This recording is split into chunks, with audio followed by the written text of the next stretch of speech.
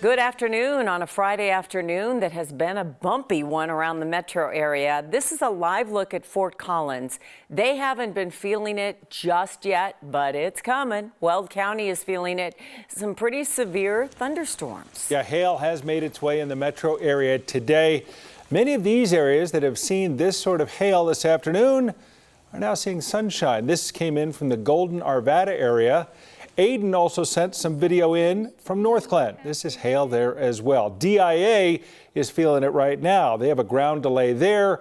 The FAA saying most flights have to wait about 2 hours before they can take off there. Oh, and a lot of people traveling this weekend. Of course. Danielle's with us. It's been one of those afternoons, but like here at the station, we're seeing sunshine again after going through a pretty rough ride for a while. I know. It was loud. It was noisy around really here. loud. Downtown Denver, we were rocking and rolling earlier today, and now most of the action is east of I-25, but we still have a couple of severe thunderstorm warnings out there. Certainly our skies looking quite ominous the further west, or I should say the further east you go. This is our live camera atop Lookout Mountain, stretching off to the east. Dark skies out there, still some raindrops on the camera out there in Greeley. Up and down the I-25 corridor, the eastern side of the state under a severe thunderstorm watch until 9 o'clock tonight.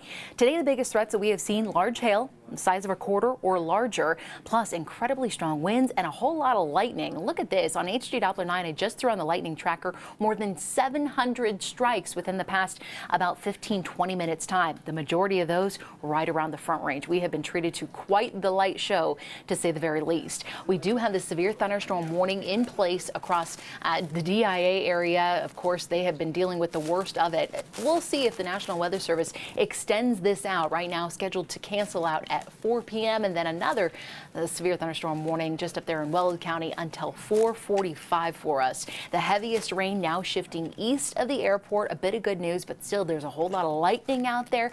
We zoom out and you can see everything along Highway 85 stretching into Weld County. Lots of hail this afternoon too. That really has been the biggest story. We were looking at half-dollar size, ping pong ball size hail within some of these storms. This is kind of a look at the hail tracks as they push through Arvada up to Brighton, Platteville, and even through Greeley too. Some of these hail reports coming in easily about 1.5 inches in diameter around Mountain View, Federal Heights, as well as northwest Denver, picking up 1.25 inches. Hail.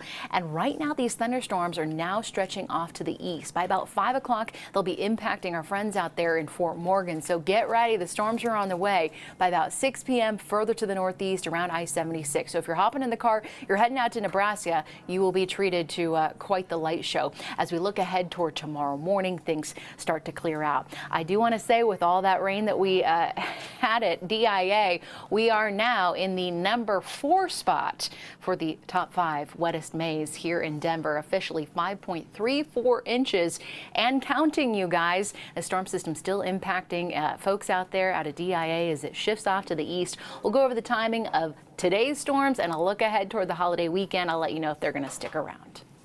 Yeah, that wettest May thing, that noise you hear is thunder. It's not champagne corks popping. No, it is not. It's been quite a May. We're looking at pictures from Corey Reppenhagen, who's been out chasing the storms. I know, Corey, you live in my side of town, so the storms came to your backyard, but you're out in Bennett. Yeah, isn't that just the case there, Kim? Yep, the Arvada area got nailed by this one pretty hard. It's formed a line now, and I'm out here in Bennett, just east of DIA. You can hear the sound of some really heavy raindrops mixed in with some hail out here in the Bennett area.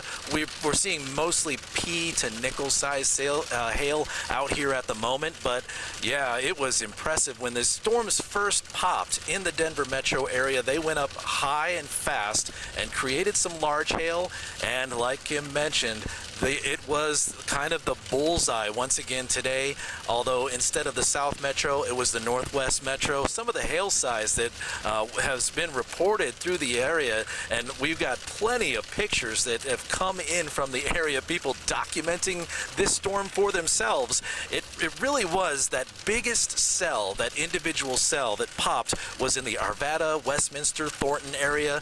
We have reports of 1 inch to 1.5 inch size hail, and that's basically 1/4 inch to $half to ping pong size hail, and so that is considered very large, damaging hail. And so we saw quite a bit out there, and then it of formed a line. The storms kind of evolved into this line, and that is actually kind of a good thing for most of us because that kind of diminishes the hail and tornado threat, and then it increases the straight line wind threat out in front of that line. So right now, that is what we are keeping an eye on, is that straight line wind threat that's out in front of this line. So we're going to stay in that, but we have other crews that are running around in the Denver metro area, keeping an eye on the evolution of this storm. And we've got Lauren Robinson out there. Lauren, where are you at, and what are you seeing currently? Well, right now we're looking at damage now that a lot of those storms have already passed their way through and the sun is even starting to return out here. I'm in the Sunnyvale area where we did pass this downed tree. You can see it, it's pretty large here. This is 6th and Florence, just near 6th and Fulton. So we have this large downed tree in the road. It looks like one eastbound lane is closed with Aurora police on scene.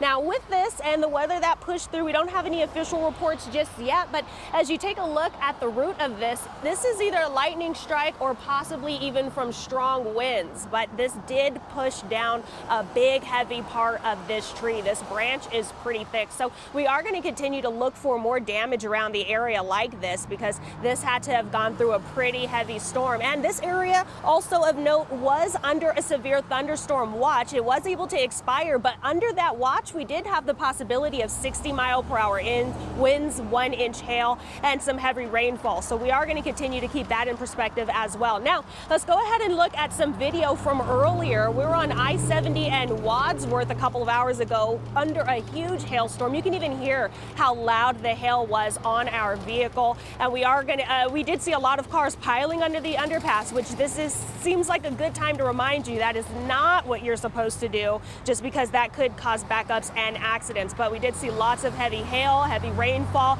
lots of lightning, loud thunder. Again, this was earlier near I-70 and Wadsworth. But now, here live back at the scene, again, the sun is starting to return now that these storms have passed through this area. We do still want to monitor other areas of Colorado that will be seeing the stronger weather, these stronger storms. But again, you do want to continue to watch for the aftermath of this. This is going to be stuff like damage in these downed trees all around the area. So we'll turn it back to you. And again, this is something you want to continue to watch for. Reporting from 9 News, meteorologist Lauren Robinson. All right, we'll be keeping an eye on it, of course, throughout the next few hours.